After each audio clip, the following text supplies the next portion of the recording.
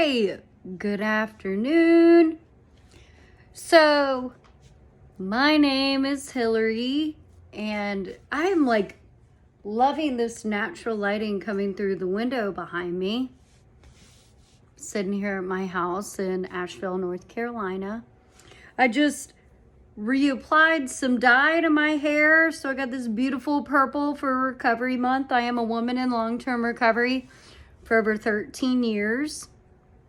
And I just also cut my own hair, which I'm sure is a little bit off, but I think I did pretty good. I've cut it the past few times. So I'm here today to do a collective reading, and I am just really grateful to have the opportunity to be here with you and to share this space, create a safe space. And, I think one of my most favorite things about doing these readings is just the opportunity to connect to spirit in a way that it can be helpful for other people. I've been connected to spirit for quite a while, and it's been infused in my practice and my daily living for years. And through the last little bit of my journey, I'm still going through a lot of growth, a lot of pain, a lot of loss and grief.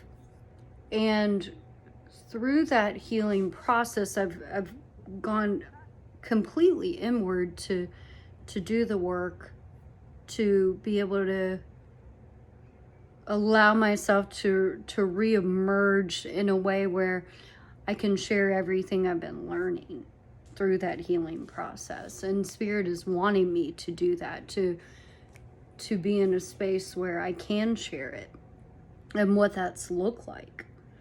And so I'm super excited about that, right? So in taking the space and the time and allowing myself to heal, and then I get to share how that's been possible. And I'm grateful for that. And, it's also allowed me to be able to honor and set a more focused and grounded intention around the spiritual gifts I have.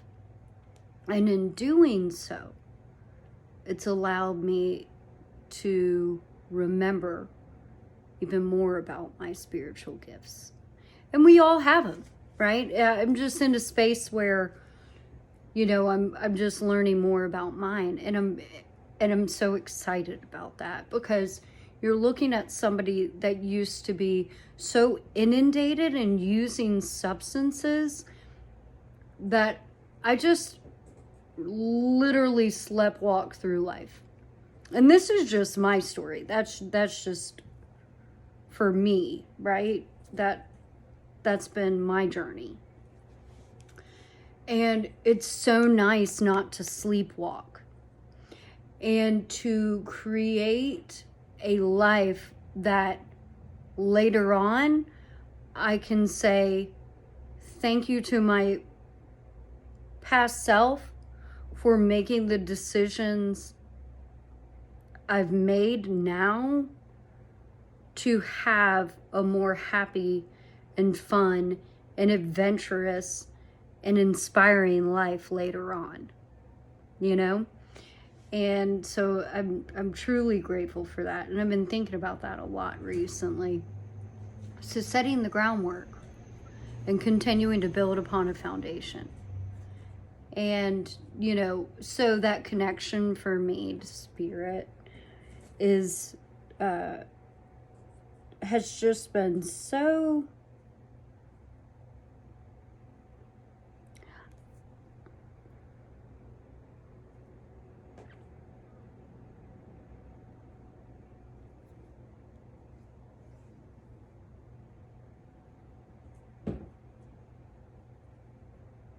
breathtaking,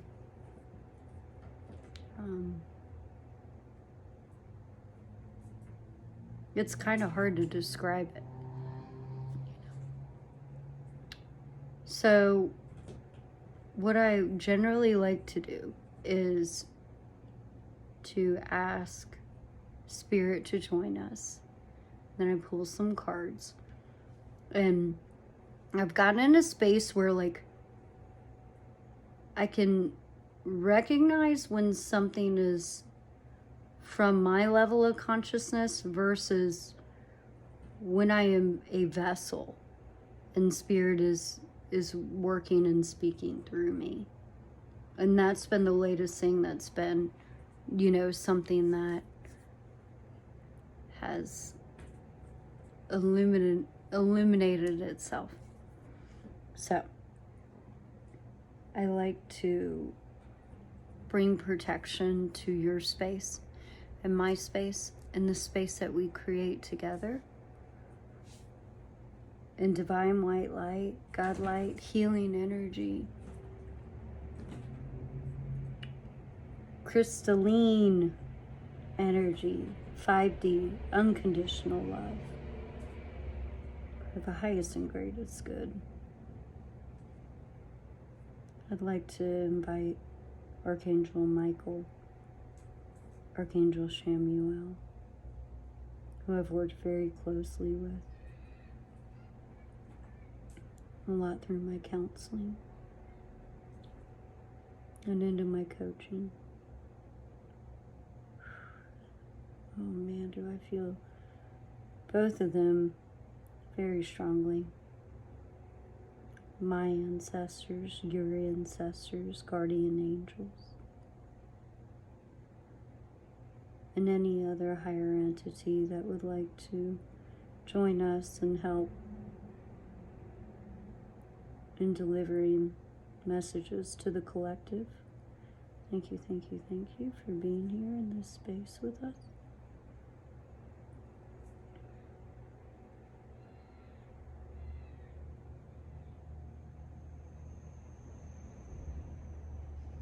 It's when I feel this energy, it's like just this, it's beautiful.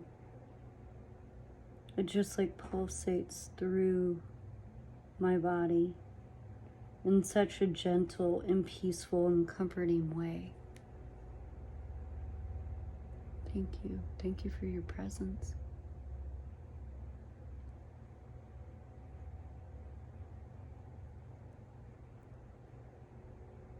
So, creating that space, right?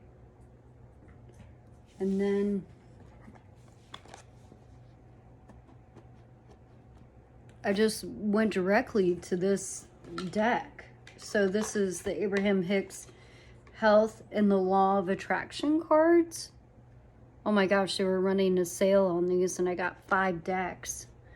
It's been so cool being able to give those out to people. All right, so what I'm going to do is I'm just going to do just like a deck of cards, right? And, you know, just precursors. Take what you need, leave the rest. If I say anything you're not interested in, totally okay. That's what it's all about. You hear things that are helpful. That's exactly why I'm doing this right now. Everything that you hear is mine and mine alone. It does not represent any other person, persons, businesses, or organizations. Okay? All right. And I would just like to describe myself as an energetic being of light today. No other labels. Okay, here we go.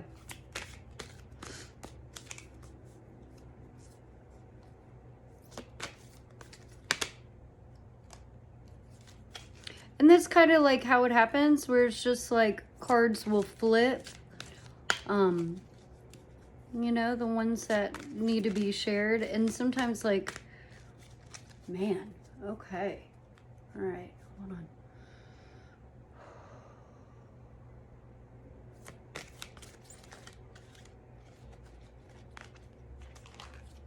It's like they're wanting me to do all of them. I can't do all of them, y'all. But you're funny. Okay, so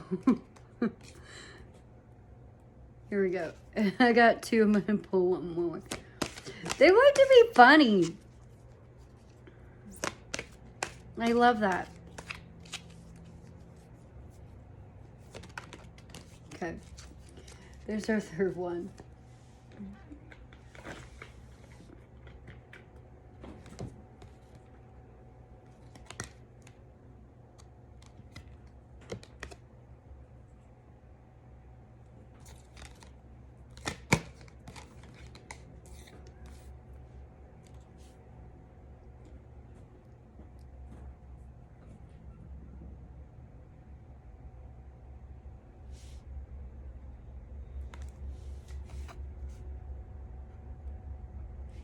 I love that illustration, right? So we have the growth and expansion of the mind. Maybe that inner child reaching for the stars. So it says illness is about resistance, not about age. And I think what comes to mind is no matter where you are at in your journey, you can always step yourself into a flow. What is flow? Flow is moving with the current versus against it. So anything that takes you to a space where you are not getting the results you want, or you are operating from fear, you are generally in some type of resistance.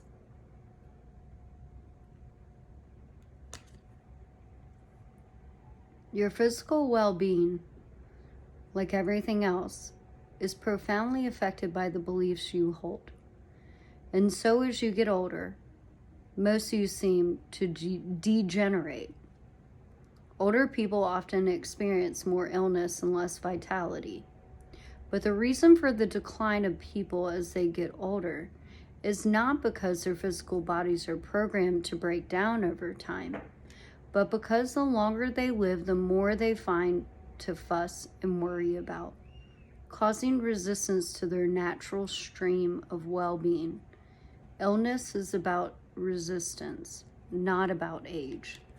So once again, it's that idea that if we operate in this fear, and and that's worry, and it's like it was saying, fussing and worrying and complaining, and as and if we check in with ourselves when we're doing those things, when we're complaining, when things aren't going in our favor, and we feel that in our energy, and it feels heavy,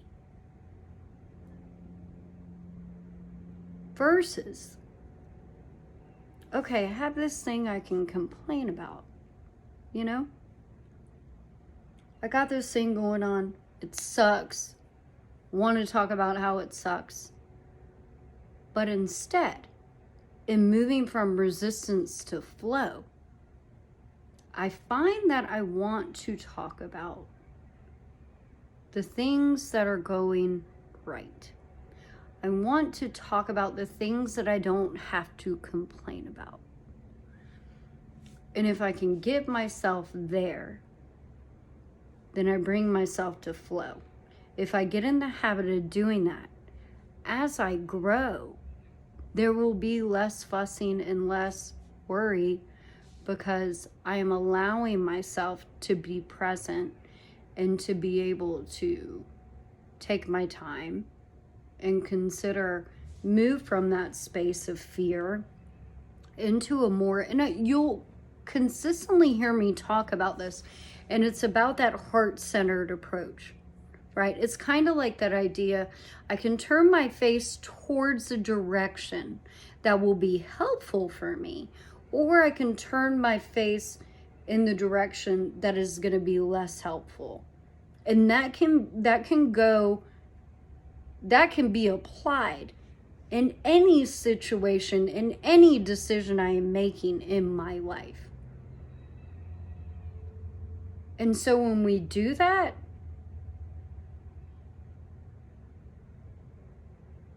we can feel, when we get in the habit of doing that, we can feel when we're in that flow versus being resistant to it. Some things that will happen when you are being in resistance to that flow is communication will be about you first versus the person in which you are communicating with. So we want it to first be about them and then come back to us. And that is how we create a more even exchange. Because if it's first about us, that is going to be felt and it will create a disconnection. That is not me. Thank you. I feel that all the way into my fingers.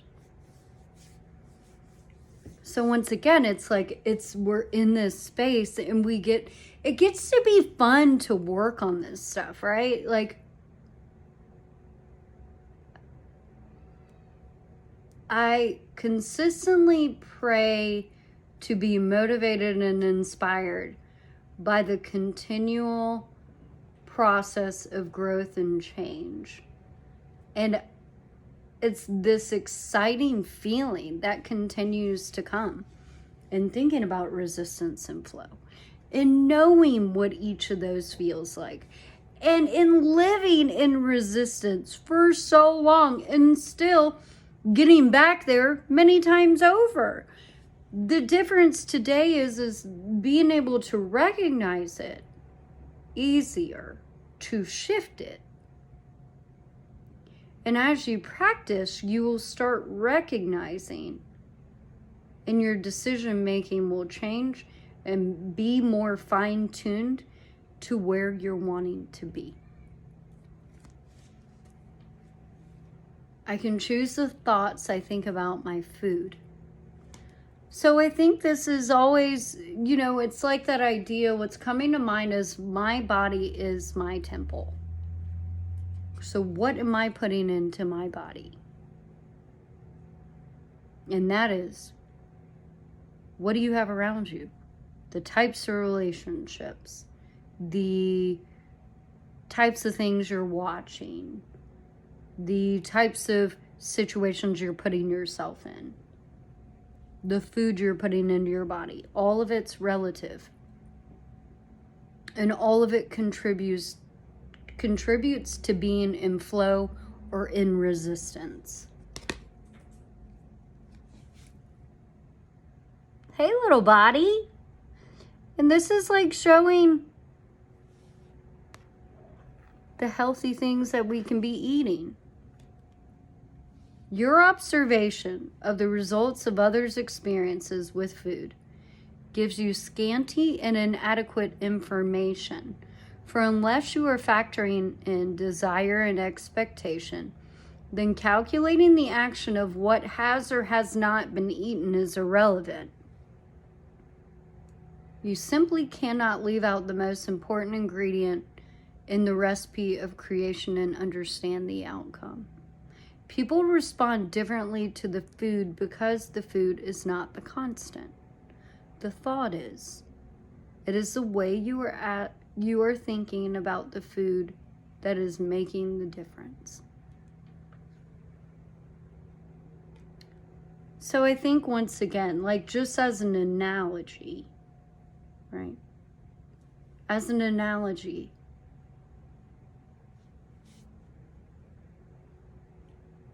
this is going to look different for each person.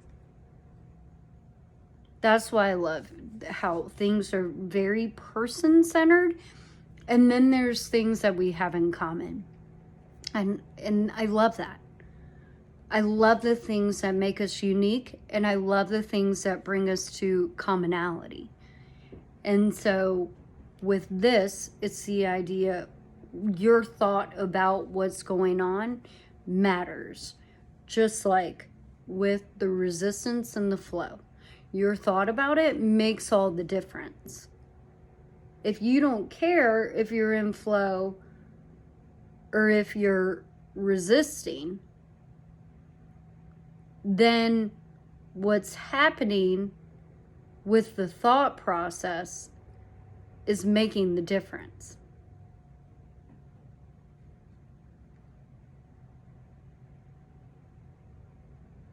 So it also was about intentionality too. What's your intention? What is your reasoning behind what you're eating, what you're consuming, what you're watching? You know, and once again, it just comes back to that idea of what puts me in flow and what puts me in resistance. Let me get intentional about it. And then once I'm in more of a flow, then I want to be paying attention and have more, what's the word I'm looking for?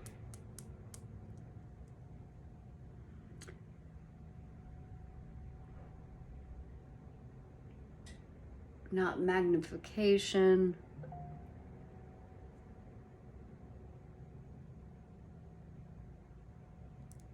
Not tunnel vision. A more succinct approach to how I'm delineating and how I'm deciding what I'm watching, the way I'm carrying myself, the way I'm eating, the way I'm watching what I'm watching, the way my relationships go.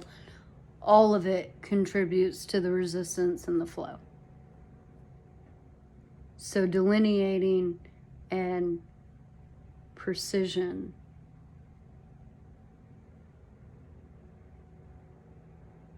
in that thought process can help shift one way or the other. So I can focus on my physical well-being.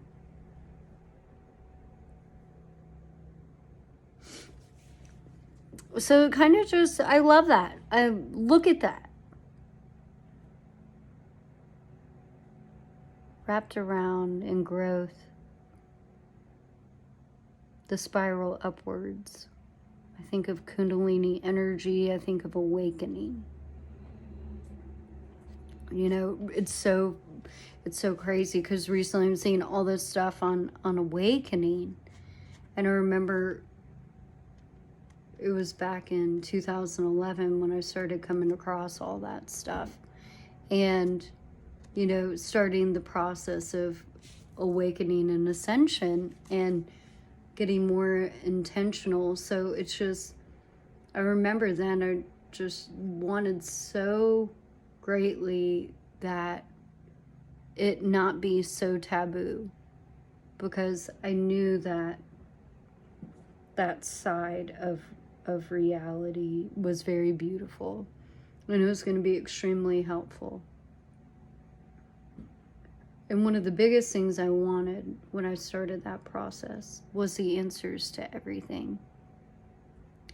And what I've found over time is once you set intention with spirituality, and I'll even say with your healing journey, on your healing path,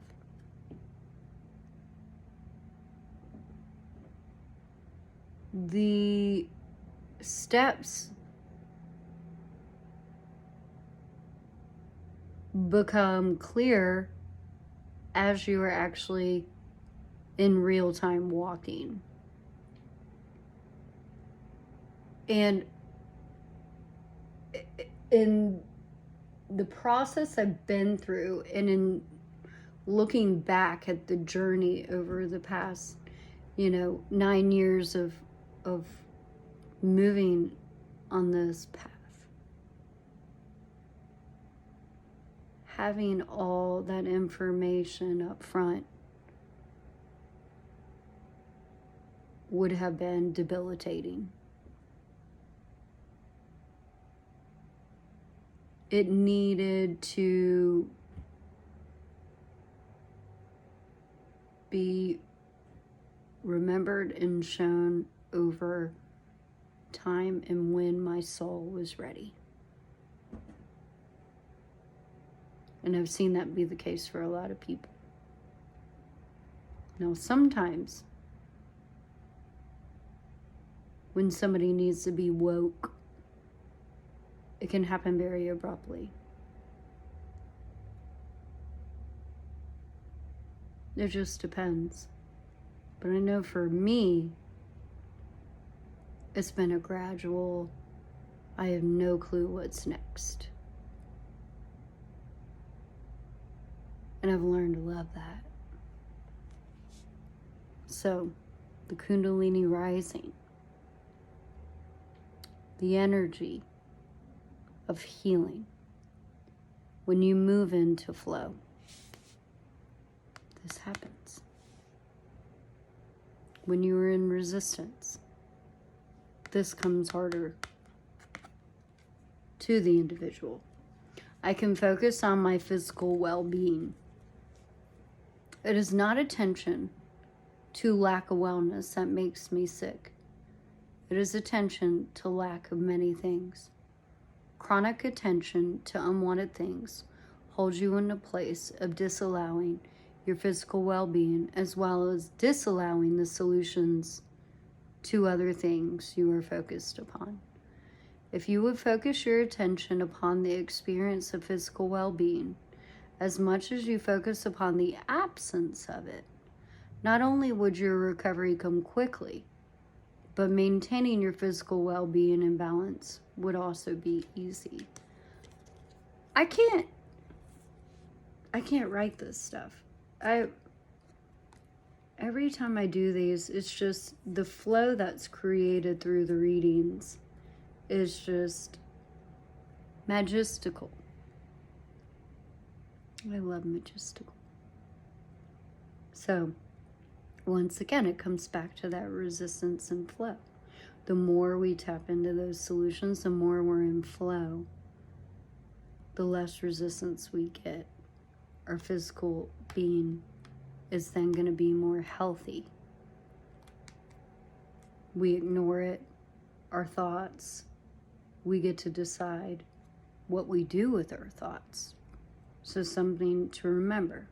You can change a thought with another thought. It's very simple yet quite profound. So when you find yourself, any decision you make is either creating resistance or bringing flow. You're either putting good things into your system and body, your environment is either helping to create an upliftment, encouragement, empowerment, or it's creating a space where your light is being dimmed, you are not being celebrated. You know, it's, what is it? Because flow is going to be when I'm celebrated. It's going to be when I'm uplifted. It's going to be in those healthy circumstances where I have people around me that want to see me grow and change and support me in that, versus in any type of resistance, stay where you are. I don't want you to change. I'm going to discredit you. I'm not going to celebrate you. I feel threatened by you. All these negative things are happening and you feel it.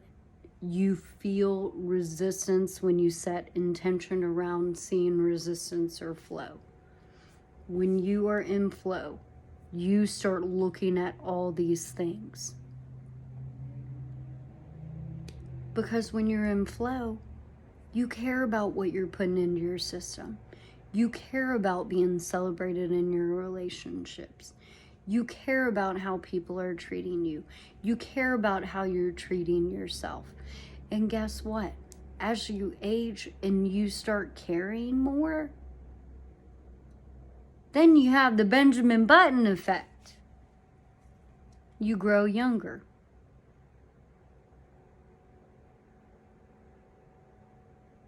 So when you're in flow, it's not about age. It's about how am I responding to the life in which I'm living. That was not me. Thank you. But yeah, how am I responding to the life that I'm living? And as I'm making decisions, do I think about how it affects the people around me? Or am I in a space where I want to do something and I need to make that decision for myself?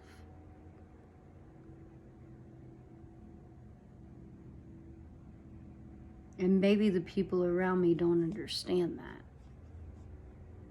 You know, and I feel like that comes back to the entrepreneur stuff where I read about it.